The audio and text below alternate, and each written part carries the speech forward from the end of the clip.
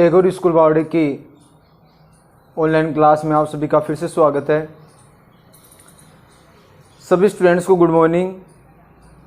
आज जो हमारी अगली क्लास है उसका 25वां दिन है, ठीक है। इससे जो पहले जो हमने अध्ययन किया है वो प्रतिरक्षी के बारे में अध्ययन कर लिया है कि प्रतिरक्षी क्या है, वो कितने प्रकार की विधियां उसमें पाई जाती है और उसमें अवरोधक कौन कौन से हैं, ठीक है। तो उसमें हमने दो प्रकार की प्रतिरक्षा पढ़ ली थी। एक प्रतिरक्षी जो विधि हम पढ़ी थी वो पढ़ी थी स्वाभाविक या सामान्य या प्राकृतिक प्रतिरक्षा विधि, ठीक है। उसमें हमने अवरोधक पढ़ लिए थे, एक भौतिक अवरोधक पढ़ लिया था, दूसरा रासायनिक अवरोधक पढ़ लिया था, तीसरा कोशिका अवरोधक पढ़ लिया था और फिर जो है तापमान की यदि हम बात करें सूजन है उसके बारे में मैंने अध्ययन कर लिया था। उसमें यदि मैं आपको थोड़ा सा पूछना चाहूँ कि कोशिका अवरोधक जो हमने पढ़ा है उसमें कुछ बक्सकाणु कोशिकाएं होती है, वो कौन कौन सी होती है? एक तो कौन सी होती है? मैक्रोफेज, एक न्यूट्रोफिल और एक मोनोसाइट। ये क्या होती है? बक्सकाणु प्रकार की कोशिकाएं होती है। फिर हमने देखो 2 नंबर का जो उपार्जित जो प्रतिरक्षा विधि जो हमने अध्ययन किया, जो जन्म के पश्चात क्या की जाती है? उपार्जित की जाती है। इस प्रकार की जो प्रतिरक्षा विधि है उसके हमने 2 प्रकार पढ़े हैं। पहला जो प्रकार हमने पढ़ा है वो पढ़ा है सक्रिय प्रतिरक्षा और दूसरा पढ़ा है निष्क्रिय प्रतिरक्षा। इन दोनों के बारे में हमने अध्ययन कर लिया है। इनमें से एक प्रकार की जो प्रतिरक्षा होती है उसमें जैसे शरीर में हमारे किसी प्रकार का एंटीजन या प्रतिजन प्रवेश करता है, एंटीजन या प्रतिजन प्रवेश करता है, लेकिन उससे पहले ये जानना आवश्यक है कि एंटीजन क्या होता है या फिर प्रतिजन क्या होता है। तो एंटीजन या प्रतिजन क्या होता है? कोई बाह्य पदार्थ हो सकता है या फिर कोई भी रोगाणु हो सकता है प्रतिजन शरीर के अंदर भी हो, ठीक है। तो इस प्रकार के जो जैसे ही मान लो एक तो जो होता है वो मतलब जो प्रतिजन या एंटीजन जैसे हमारे शरीर में प्रवेश करता है तो उस स्थिति में हमारे शरीर में क्या हो जाती है? प्रतिरक्षा उत्पन्न हो जाती है और वो क्या करती है? उस प्रकार के जो रोगाणु है उससे लड़ने में सहायता प्रदान करती है, ठीक है। एक दूसरी प्रकार की जो प्रतिरक्षा है उसमें हमने पढ़ा है कि बाहर से प्रतिजन के विरुद्ध प्रतिरक्षा उत्पन्न की जाती है। बाहर से प्रतिजन के विरुद्ध प्रतिरक्षा उत्पन्न की जाती है और उस प्रतिरक्षा को फिर शरीर के अंदर प्रविष्ट करवाया जाता है।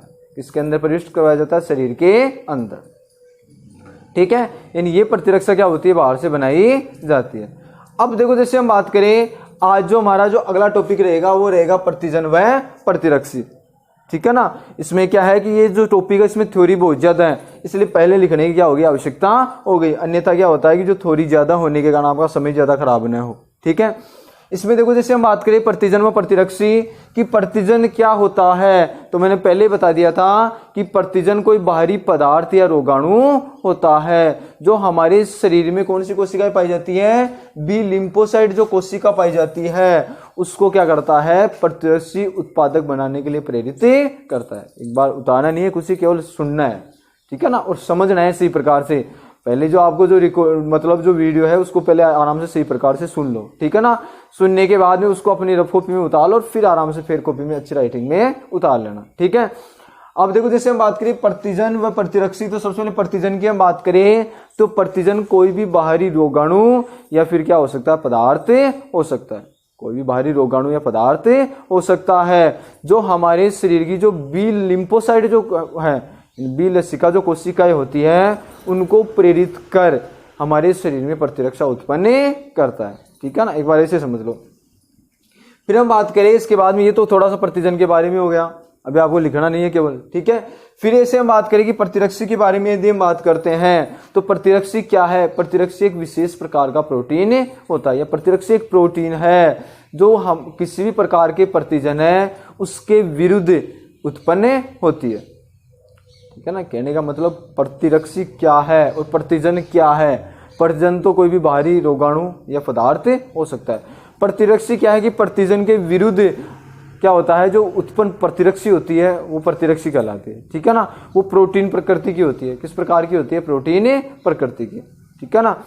तो ये हम पढ़ रहे हैं कि प्रतिरक्षी वह प्रोटीन है जो देह में उपस्थित बी लसिका कोशिकाओं द्वारा किसी प्रतिजन की अनुक्रिया के द्वारा उत्पन्न होता है। देखो दोनों की परिभाषा में कुछ ज्यादा फर्क नहीं है दोनों के बारे में कि प्रतिजन तो क्या है कि यह क्या होता है? कोई भी बाह्य रोगाणु या पदार्थ है जो बी लसिकाणु जो है या बी लिम्फोसाइट जो कोशिका होती है उन्हें प्रतिरक्षी उत्पन्न करने के लिए प्रेरित करता है, ठीक है ना।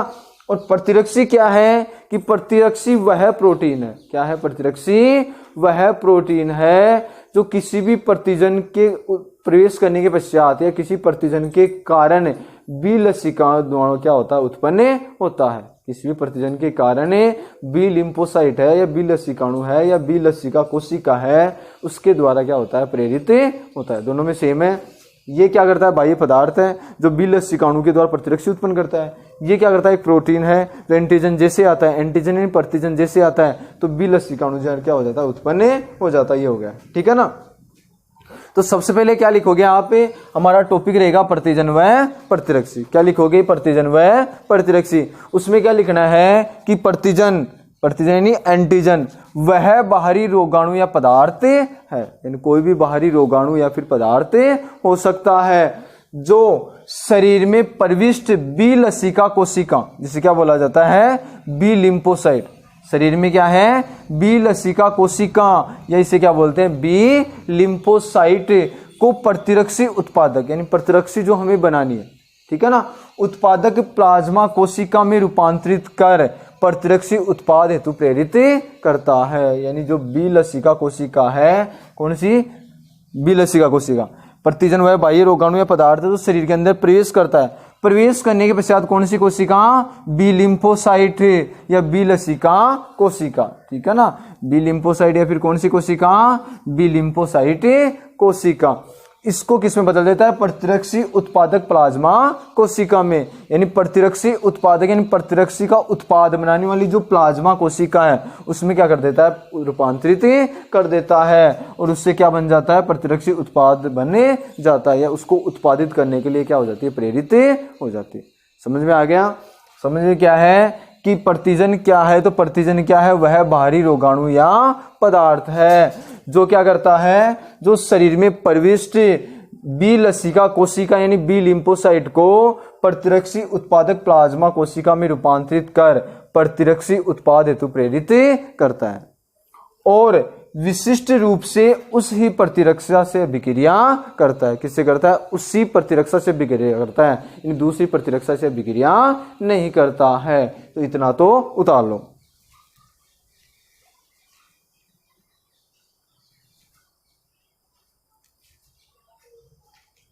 हो गया होगा इतना, तो इतना उतार लिया होगा, ठीक है ना। यानी बाहरी पदार्थ होता है जो जैसे ही रोगाणु या पदार्थ शरीर के अंदर प्रवेश करता है तो कौन सी कोशिका को बदलता है? बी लसिका कोशिका को। किस में बदलता है? प्रतिरक्षी उत्पादक प्लाज्मा कोशिका में, ठीक है ना। और ये जो प्रतिरक्षा बनती है क्या करती है? विशिष्ट रूप से उसी प्रतिरक्षा से अभिक्रिया करता है, और ये प्रतिजन, ठीक है ना, जो ये प्रतिजन बनता है उस प्रतिरक्षी से क्रिया करता है विशिष्ट रूप से, या वह प्रतिरक्षी उस विशिष्ट प्रतिजन से क्या करती है? क्रिया करती है, ठीक है। फिर इसके बाद में हम बात करेंगे प्रतिरक्षी वह प्रोटीन होता है। प्रतिरक्षी की हम बात करें तो प्रतिरक्षी क्या होता है? वह प्रोटीन होता है जो क्या करता है? देह में यानी हमारे शरीर में उपस्थित कौन सी कोशिका? बी लसिका कोशिकाओं। बी लसिका कोशिका का दूसरा नाम क्या है? B lymphocyte. बी लिम्फोसाइट द्वारा किसी प्रतिजन से अनुक्रिया के कारण, जैसे प्रतिजन प्रवेश करता है तो उसकी अनुक्रिया के कारण निर्मित होता है। ये प्रेरित करता है प्रतिजन कौन सी कोशिका को? बी लिम्फोसाइट को, क्यों? किस में बदल जाए? प्रतिरक्षी उत्पादक प्लाज्मा कोशिका में, और फिर किसका निर्माण कर ले? प्रतिरक्षी का। तो यहाँ पर इसका निर्माण हो रहा है। ये प्रोटीन युक्त पदार्थ है, ठीक है, तथा उस विशेष प्रतिजन से विशिष्ट रूप से संयोजित हो सकता है। यानी उस प्रकार की जो हम बात कर रहे हैं, ये जो प्रतिरक्षी है उस विशिष्ट जो प्रतिजन है उसके साथ ही क्या करते हैं? क्रिया करते हैं। विशिष्ट प्रकार का जो है प्रतिजन है ये विशिष्ट प्रकार की प्रतिरक्षी के साथ ही क्रिया करते हैं, ठीक है ना। ये इसके बारे में हो गया। यहां तो उतार लिया होगा सभी ने, ठीक है। यानी प्रतिरक्षी वह प्रोटीन होता है जो देह में उपस्थित बी लसिका कोशिकाओं द्वारा किसी प्रतिजन से अनुक्रिया के कारण, किसी प्रतिजन से अनुक्रिया के कारण निर्मित होता है तथा उस विशेष प्रतिजन से विशिष्ट रूप से संयोजित हो सकता है, यानी उससे जुड़ सकता है। अब अगला जो टॉपिक पढ़ेंगे वो कौन सा पढ़ेंगे? प्रतिजन, या उसे क्या बोलते हैं? एंटीजन। एंटीजन या प्रतिजन। एंटीजन के विपरीत क्या होता है? एंटीबॉडी, प्रतिरक्षी, ठीक है ना। अब देखो जैसे हम बात करें एंटीजन या प्रतिजन, प्रतिजन क्या है? प्रतिजन वे बाहरी रोगाणु अथवा पदार्थ होते हैं। पहले भी हमने ऊपर भी लिख लिया कि वह बाहरी रोगाणु या क्या होते हैं? पदार्थ होते हैं जिनका आणविक भार कितना होना चाहिए, 6000 डाल्टन। कितना होना चाहिए, 6000 डाल्टन। किनका होना चाहिए, प्रतिजन का। क्या होना चाहिए, आणविक भार। प्रतिजन की हम बात करें कि प्रतिजन का आणविक भार कितना होना चाहिए, 6000 डाल्टन या उससे ज्यादा होता है। इतना इनका आणविक भार होना आवश्यक है।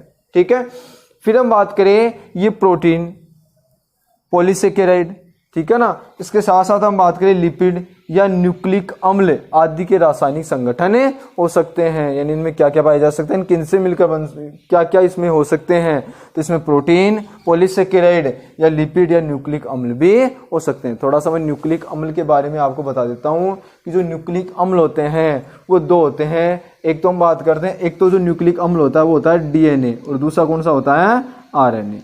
ये दो क्या होते हैं, न्यूक्लिक अम्ल होते हैं। डीएनए होता है उससे बोला जाता है डिऑक्सी राइबो न्यूक्लिक अम्ल। डीएनए डिऑक्सी राइबो न्यूक्लिक अम्ल कहा जाता है, ठीक है ना। और जो डीएनए होता है वो एक आनुवांशिक पदार्थ होता है जो आनुवांशिक लक्षणों को एक पीढ़ी से दूसरी पीढ़ी में ले जाने का कार्य करता है। डीएनए डिऑक्सी राइबो न्यूक्लिक अम्ल जो एक आनुवांशिक पदार्थ होता है जो आनुवांशिक लक्षणों को एक पीढ़ी से दूसरी पीढ़ी में ले जाने का कार्य करता है। दूसरे की हम बात करेंगे आरएनए, जिसे बोलते हैं राइबो न्यूक्लिक एसिड या राइबो न्यूक्लिक अम्ल, ठीक है ना। तो ये हो गया न्यूक्लिक अम्लों के बारे में, इनके रासायनिक संगठन हो सकते हैं। कभी कभी शरीर के अंदर के पदार्थ तथा कोशिकाएं, यानी शरीर के अंदर कोई भी पदार्थ हो सकता है या कोशिकाएं, जैसे हम बात करें कोई विषाणु संक्रमित कर दे शरीर के अंदर, या फिर कौन सी कोशिका हो सकती है, कैंसर ग्रसित कोशिकाएं। कैंसर जिसे ट्यूमर कहा जाता है, इसमें क्या होता है कि कोशिकाएं अनियमित या अनियंत्रित, यानी हमारा कोई नियंत्रण नहीं हो, अनियंत्रित रूप से लगातार क्या करती रहती है, विभाजन करती रहती है और एक गांठ जैसी संरचना बन जाती है। उसे क्या कहा जाता है, कैंसर कहा जाता है। भी प्रतिजन के तौर पर कार्य करती है। किसी प्रकार का विषाणु संक्रमण हो शरीर के अंदर या फिर कैंसर ग्रसित कोशिकाएं हो, ये भी क्या करती है, प्रतिजन का कार्य करती है। तो यहाँ तक उतार लो इसको, ठीक है ना। ये हो गया आज की हमारी क्लास। इसको सही प्रकार से उतार लेना। पहले इसको सही प्रकार से समझोगे, समझने के बाद में इसको रफ कॉपी में उतारने की कोशिश करोगे और फिर इसको सही प्रकार से स्टडी करोगे। ये हमारा क्या हो गया, प्रतिजन व प्रतिरक्षी, ठीक है ना।